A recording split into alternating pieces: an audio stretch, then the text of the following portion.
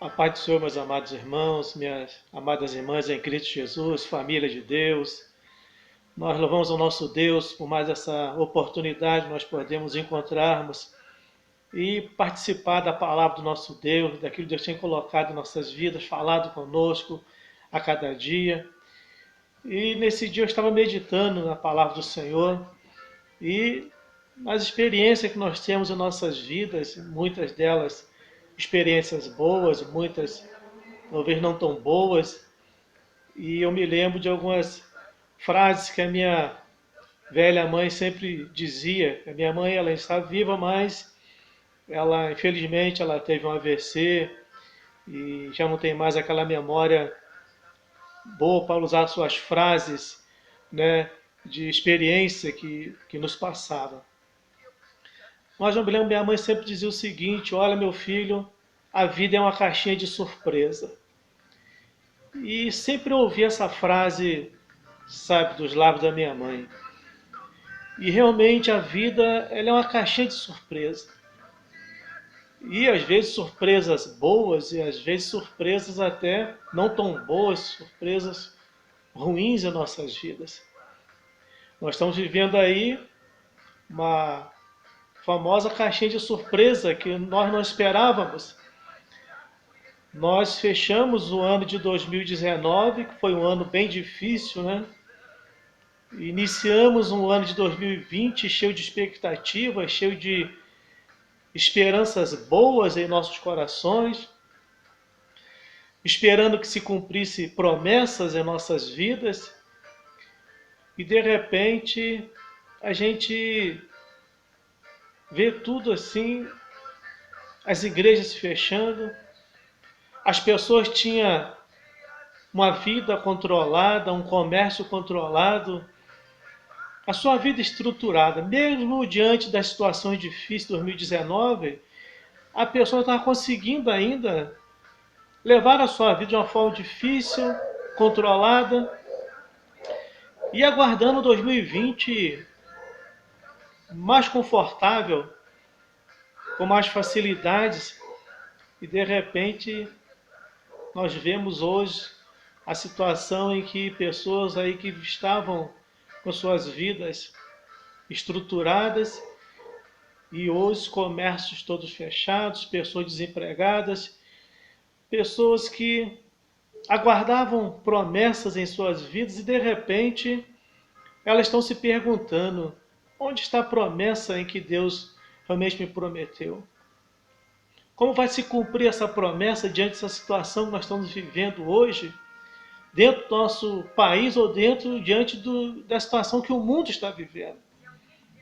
Igrejas fechadas, comércio fechado, desempregos, salários sendo pagos, alguns recebendo 40% do seu salário, alguns não recebendo nada.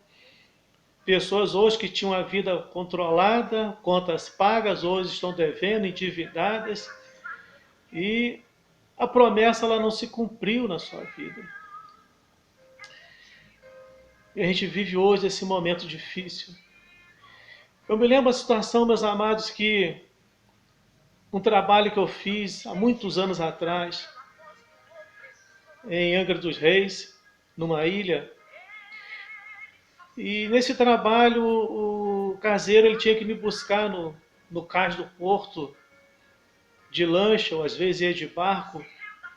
Mas um dia ele foi de lancha me buscar nesse dia. E ele chegou, quando nós chegamos, né, na ilha onde eu ia trabalhar, fazer o trabalho. Ele chegou, ele amarrou a lancha ali no cais, onde, né, nós paramos, no sítio. E ele deixou a lancha amarrada e fomos para casa. E no outro dia, pela manhã, eu levantei cedo para fazer o trabalho. E quando eu olhei, a lancha estava longe de onde ele havia amarrado. Ela estava muito longe, eu fiquei assustado. Eu pensei logo em procurar chamar o caseiro para ir buscar a lancha, achando que ela ia se perder dentro do mar. Mas como eu não encontrei o caseiro, eu aguardei, fui fazendo meu trabalho e de repente eu vi que a lancha ela veio se aproximando de onde o caseiro havia ancorado àquela lancha. De acordo que a maré foi abaixando, a lancha foi se aproximando do cais onde ele havia amarrado, e ela chegou justamente coladinha no ancoradouro onde ele havia ancorado aquela lancha. E eu queria falar sobre você, para você, nessa noite, nessa palavra, meus irmãos,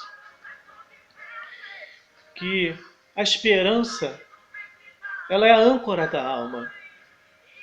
Tudo aquilo que você ouviu da palavra do Senhor, todas as promessas que foram direcionadas a você, seja por um profeta, seja pela própria palavra inspirada pelo nosso Deus, numa pregação, até no louvor, essa promessa ela vai se cumprir. E eu queria falar para você nessa noite sobre esse tema, que a esperança, ela é a âncora da alma. E eu queria usar o texto de Hebreus capítulo 6, o versículo 17 ao versículo 19, em que ele diz o seguinte: assim que, querendo Deus mostrar mais abundantemente aos herdeiros da promessa a imutabilidade do seu conselho, se interpôs com juramento. Deus fez isso para que, por duas coisas imutáveis, nas quais é impossível que Deus minta, tenhamos forte consolação. Nós, os que nos refugiamos em lançar mão da esperança proposta, temos essa consolação como âncora da alma, segura e firme, e que penetra até o interior do véu. Que o Senhor te abençoe e te guarde, e que essa palavra ela possa restaurar a tua fé, restaurar o teu ânimo, renovar as tuas esperanças naquilo que você realmente tem aguardado no nosso Deus. Irmãos, Deus ele não precisa jurar. Esse texto ele fala que Deus ele fez um juramento, porque nós sabemos que nós somos muitas vezes como aquelas crianças de colégio, né? Ou senão com aquela roda de amiguinhos, né? De jovens, e num colégio em que, para que a sua palavra seja uma palavra alicerçada, fiel, eles acabam jurando. Aí fala, eu juro por Deus, eu juro por isso, eu juro por aquilo. Traz um juramento para confirmar, consolidar a sua palavra. E às vezes nós olhamos para esse texto bíblico, nós achamos que Deus ele precisa fazer juramento para poder cumprir a sua palavra. O que nós temos que entender é que Deus, a Bíblia, ela foi escrita de uma forma que eu possa entender, de uma forma humana, para que eu possa entender, dentro das minhas limitações. Por isso que foi necessário que Cristo se fizesse homem, nascido de mulher. Por isso que a Bíblia fala que ele era o Verbo, e o Verbo era Deus, estava com Deus. E ele veio e habitou entre nós. É para isso. Primeiro, para que ele pudesse entender as limitações de um ser humano. Segundo, para que os céus viessem até nós, de uma forma que pudesse entender as coisas que vêm do reino de Deus. E para que eu possa entender isso, eu preciso estar justamente debaixo da graça do meu Senhor, revestido realmente desse Deus na minha vida. Eu não preciso que Deus faça um juramento. Nós vemos que os discípulos eles viviam pedindo sinais. Senhor, dá-nos uns sinais acerca disso tudo. E às vezes nós vivemos em nossos dias pedindo a Deus um sinal. Deus, dá um sinal quando é que vai acontecer isso. Quando é que vai vir a tua promessa diante de tudo que está acontecendo. E às vezes queremos que, como se Deus jurasse, falasse, olha, eu juro que eu vou te dar isso. Aquilo que eu prometi, eu juro que eu vou te dar. Deus não precisa jurar, irmãos, para nós nada. Ele não precisa enviar um profeta na minha casa para dizer que o que ele prometeu vai se cumprir. A sua palavra, ela é fato sólido. A palavra de Deus, irmãos, ela é um fato sólido.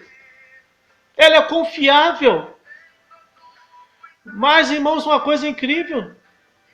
Às vezes em concessão, irmãos, com os homens instáveis, pessoas que são instáveis, pessoas que mudam, pessoas oscilantes na sua fé, em que o escritor de Hebreus está dizendo para esse tipo de pessoas ali, houve a necessidade de Deus jurar por ele mesmo, por causa de homens instáveis.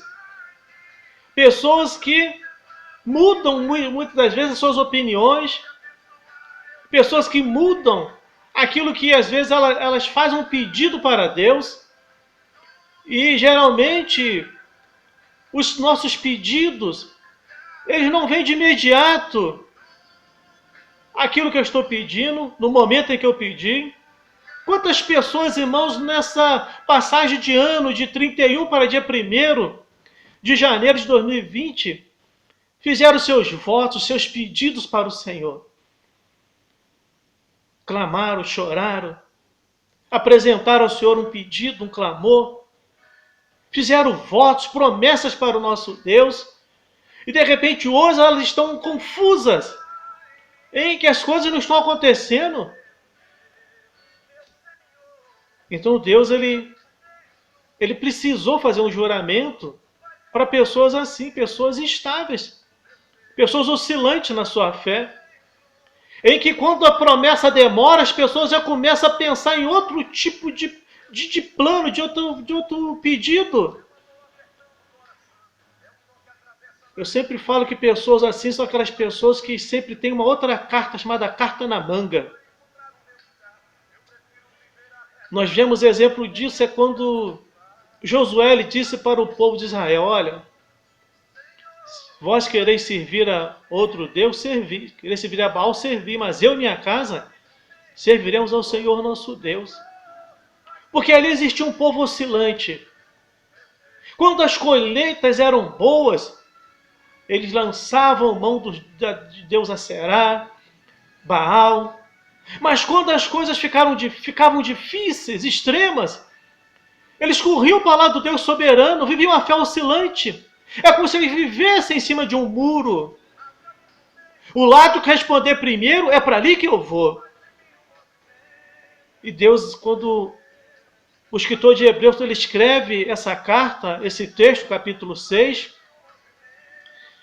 ele escreve para esse grupo de pessoas, pessoas instáveis, pessoas que mudavam de opiniões, de decisões.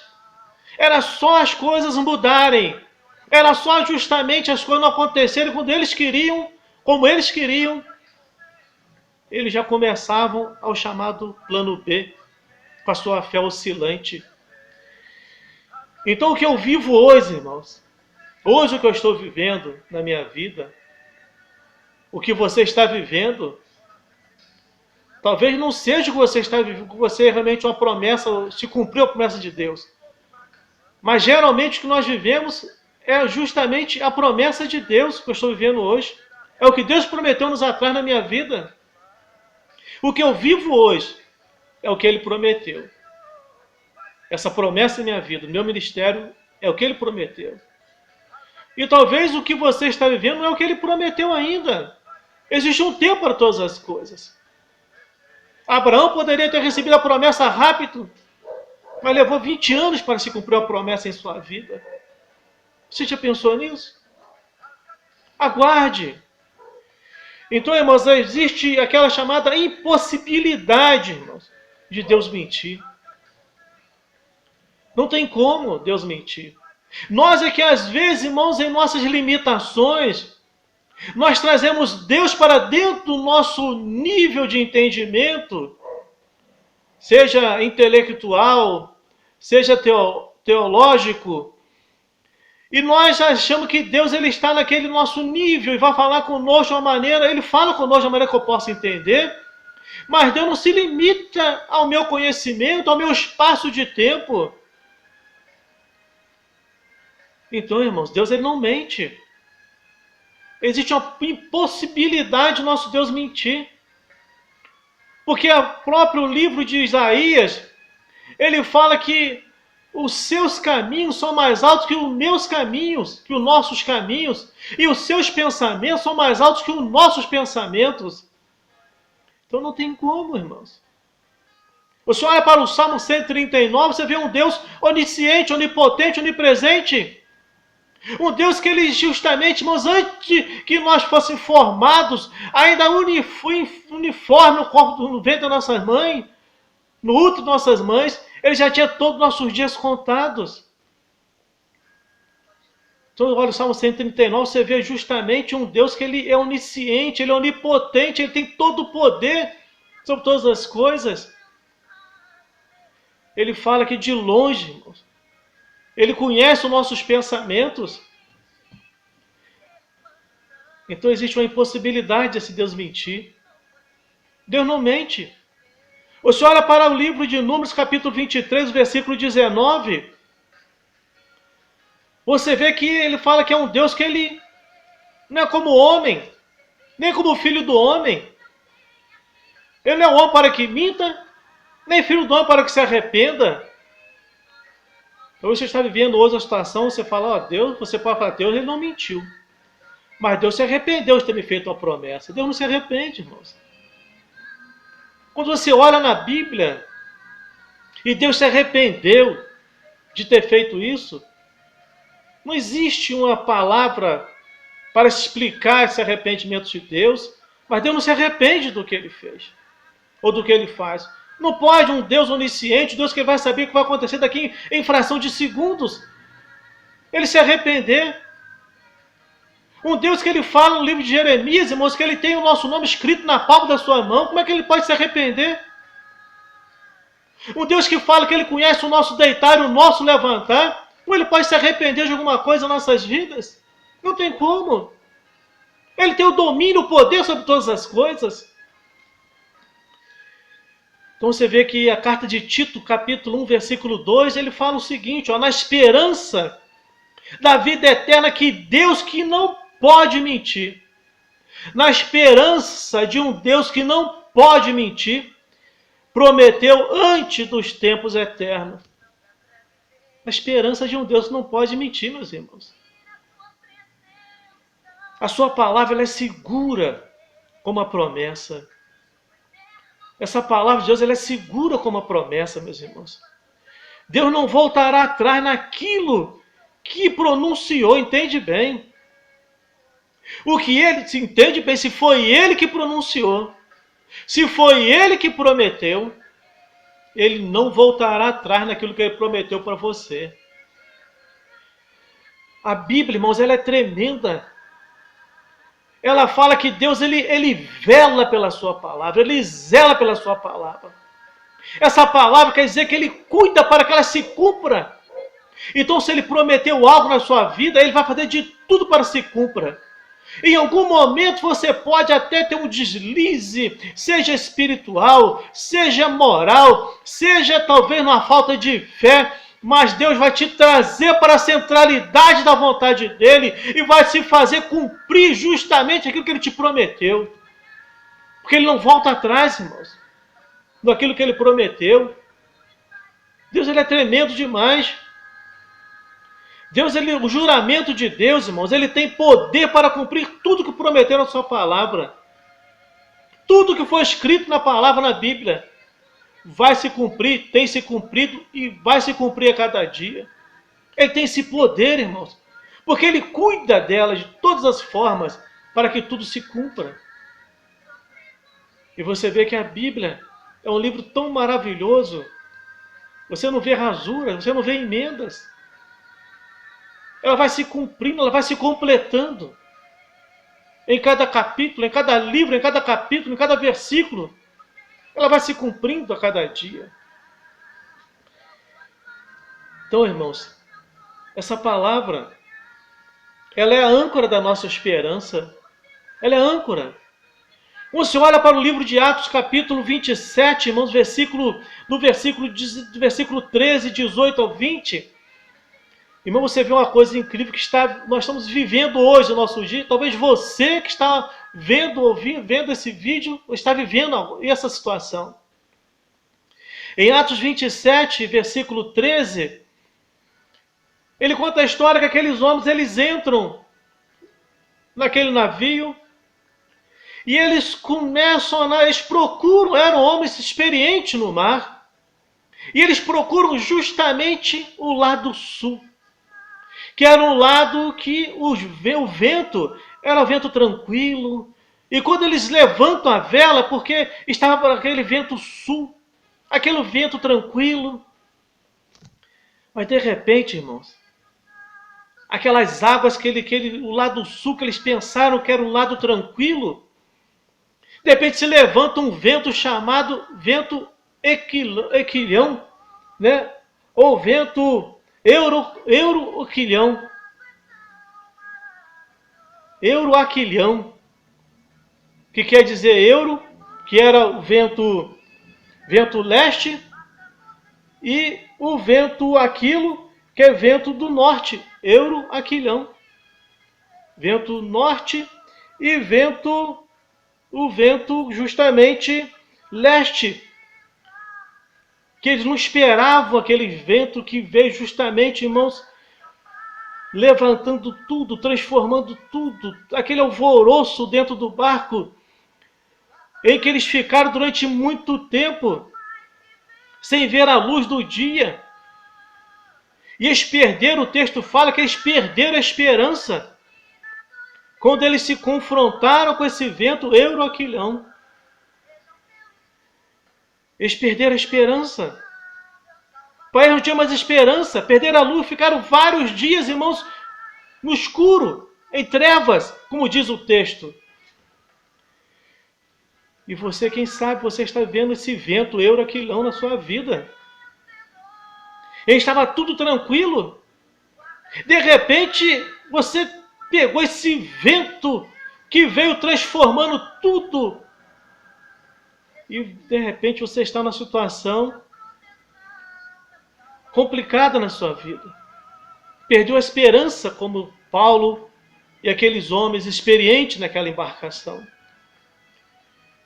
Quando nós somos surpreendidos por situações trágicas, difíceis, às vezes nós perdemos a esperança, meus irmãos.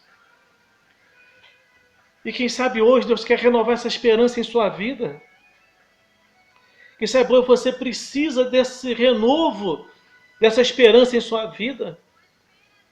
Então você precisa entender que nessa noite é o seguinte, irmãos. Tem pessoas que elas olham e falam, eu já não vejo mais a luz do fim do túnel. E tem muitos que falam, eu não vejo nem o túnel. Imagine a luz no fim. Porque perderam completamente a esperança. Então a esperança, irmãos, ela é a âncora da nossa alma. Ela é forte como a palavra de Deus, irmãos. A esperança ela é forte como a palavra de Deus. Quando você olha para a carta de Coríntios, capítulo 13, no versículo 13, fala de 3 coisas que vão permanecer: fé, esperança e amor. A fé é para você conquistar o impossível. Você não pode perder a fé. E diante da fé, ela tem justamente a esperança. Que a esperança é justamente, ela mantém os sonhos da minha vida. Aquilo que eu sonhei, que eu desejei, eu vou conquistar pela esperança. Eu tenho esperança. E justamente o amor, a fé e a esperança é que ultrapassam esse véu para a eternidade. Então, nessa noite, meus queridos, busque isso na sua vida, essa fé, a esperança. Se você está vivendo justamente essa situação que esses homens estavam vivendo naquela embarcação, eu creio que muitos estão vivendo. Mas não perca a esperança. A ordem ali em que Deus disse para Paulo que ninguém saia do barco para que não se perca. Ora, não saia do barco. Continue no barco. Continue nessa embarcação. E permaneça com essa esperança no teu coração. Que só assim você vai vencer. Eu quero dizer para você nessa noite, nessa conclusão. A carta de 2 Pedro, capítulo 3, versículo 9, fala: Deus não retarda a sua promessa, como alguns a julgam demorada. Entendeu, irmãos? Deus não tarda a sua promessa, ainda que alguns a têm por demorada. Alguns a têm por tardia, algumas versões dizem assim. Pelo contrário, ele é longânimo para convosco, não querendo que nenhum de nós pereça. Deus ele não tarda, irmãos. Esse provérbio aí que Deus não tarda, mas não falha, isso é coisa do mundo. Nosso Deus ele não tarda. O nosso Deus, irmãos, ele tem um momento certo para todas as coisas. Ele não falha. Ele não falha contigo. Ele tem um momento certo para agir na tua vida. Esse momento em que estamos vivendo é um momento em que Deus nos chamou para um compromisso, para uma intimidade, para mais perto dele. Então Deus não quer que nenhum de nós pereçamos, irmãos. Ele não quer que ninguém pereça. Ele está cuidando de você da forma que você está. Ele vai agir na tua causa. Quando esse vento passar, quando essa tempestade passar, você vai ver se você permanecer no barco, como eu disse na ilustração do meu trabalho. Se o teu barco ele está longe, ele vai voltar no meio desse, quando passar o vendaval, ele vai voltar justamente e vai ficar perto onde está ancorado. Eu quero encerrar dizendo o seguinte para você,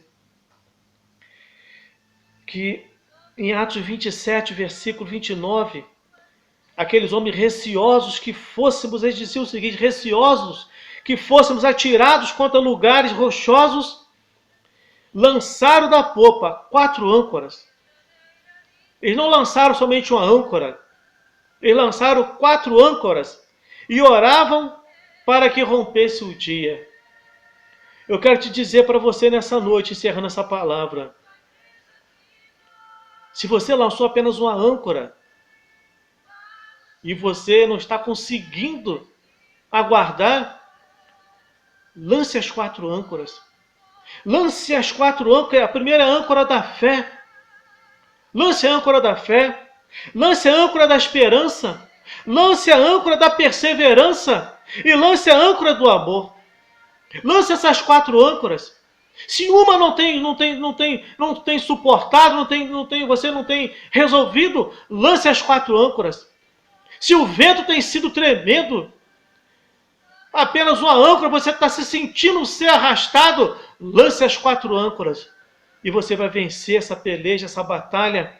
Esse vendaval não vai te levar para longe. E se levar em algum momento para longe, em algum lugar, vai ser como essa introdução. Quando o vento passar, ele vai te trazer de volta. E você vai estar no ancoradouro, na esperança, que é âncora para a nossa alma. Que Deus te abençoe, que Deus te guarde. Que o Espírito Santo ele te fortaleça, ele te renove, ele te dê unção. E que essa palavra, aquilo que for para você, ela possa penetrar na tua alma, no teu entendimento, no teu emocional, e possa te fortalecer e te dar vitória à sua vida, à sua casa e à sua família. Fique com Deus, Deus te abençoa, em nome de Jesus.